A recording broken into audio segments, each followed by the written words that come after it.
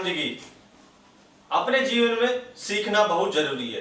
वो क्यों है, एक मैं छोटा सा आपको व्याख्यान आपको बताऊंगा तो आपकी आसानी से समझ में आ जाएगा। एक बार होता क्या है, एक प्रोफेशन में काम करने वाला व्यक्ति होता है, यानी कि ऑफिस में काम करने वाला व्यक्ति होता है और उसका जो नल है वो रिस रहा होता है।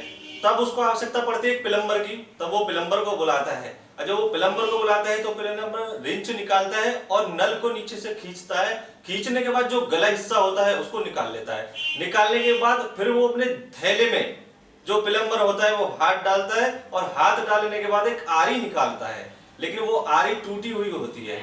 तो अचानक उस व्यक्ति के मन में, जो प्रोफेशन वाला था, ऑफिस वाला, उसके दिमाग में एक विचार आता है कि ना जाने मैंने भी ऐसे प्लम्बर को बुला लिया जिसके पास उसके औजार ही सही नहीं है। लेकिन उस प्लम्बर ने उसको पाइप को, जो गला हिस्सा था, उस आरी को पकड़ा जो उसकी टूटी हुई थी और धीरे धीरे करके उसने वो करना शुरू किया और जो गला हिस्सा था उसको अलग कर दिया और बाकी के नल को उसने फिट कर दिया और चालू कर दिया नल। लेकिन इसको देख के उसने, ऑफिस वाला जो बॉस था, उसने उसको 100 रुपए दिए प्लम्बर को। लेकिन प्लम्बर ने कहा कि नहीं, ये बहुत ज्यादा है, आप इसके आधे दीजिए, यानी मुझे 50 रुपए दीजिए और बाकी का रख लीजिए। तो बोले कि ऐसा भी जीवन में या कोई व्यक्ति है जो पैसे के लिए मना करता है या पैसे वापस करता है। तो प्लम्बर कहता है, देखिए, हर काम के पैसे निश्चित होते हैं। यदि आज आप मुझे 100 रुपए दे रहे हैं तो हर कोई इसको अफोर्ड नहीं कर पाएगा, हर कोई मुझे 100 रुपए नहीं दे पाएगा। मेरी इच्छाएं ज्यादा होंगी लेकिन फिर मेरे को निराशा हाथ लगेगी, क्यों, मेरे को आपने जितने पैसे दिए उतना हर कोई नहीं दे पाएगा। यदि इस काम के निश्चित पैसे हैं, 50 रुपए हैं, तो इसको मेरे को हर कोई दे पाएगा और मेरे जीवन में एक संतुष्टि बनी रहेगी कि मैंने जितना काम किया है उसके में पैसे, उसके कार्य के मुझे मिल रहे हैं। लेकिन फिर वही व्यक्ति कहता है, जो ऑफिस वाले जो बॉस होता है, वो कहता है इससे आपका जो आरी टूटी हुई है वो ले लेना, नई रिंच ले लेना। बोले नहीं, मुझे इन सब की आवश्यकता नहीं है, क्योंकि यदि मैं आरी भी लूंगा तो फिर वो टूट जाएगी और ये जो आरी टूटी हुई है इसमें टूटने के लिए कुछ बचा ही नहीं है। अब ये बिल्कुल प्रॉपर बढ़िया तरीके से काम करती है।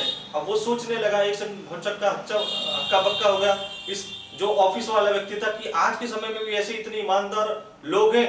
फिर उसके बाद में वो व्यक्ति, प्लम्बर जो होता है, ऑफिस वाले व्यक्ति से पूछता है कि आप ऑफिस में काम करते हैं, आपके पास कौन सा कलम है।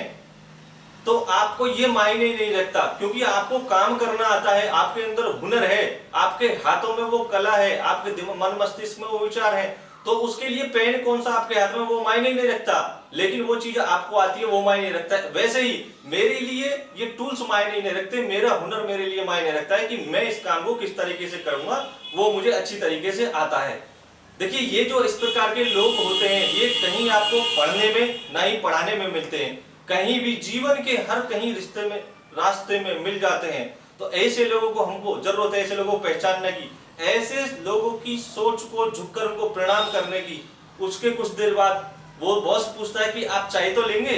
बोले चाय नहीं लूंगा, मेरे पास और बहुत सारा काम पड़ा है, मुझे वहां जाना है, क्योंकि कई नलों का पानी रिस रहा है और हर बूंद बूंद को बचाना, पानी को बचाना हम सबका कर्तव्य है, हम सबकी जिम्मेदारी है। वो इतनी बड़ी सीख उस व्यक्ति को, उस बॉस को दे गया, ताकि वो पूरे जीवन भर में नहीं देख पाया। वो जीवन भर लगा रहा पैसे को कमाने में।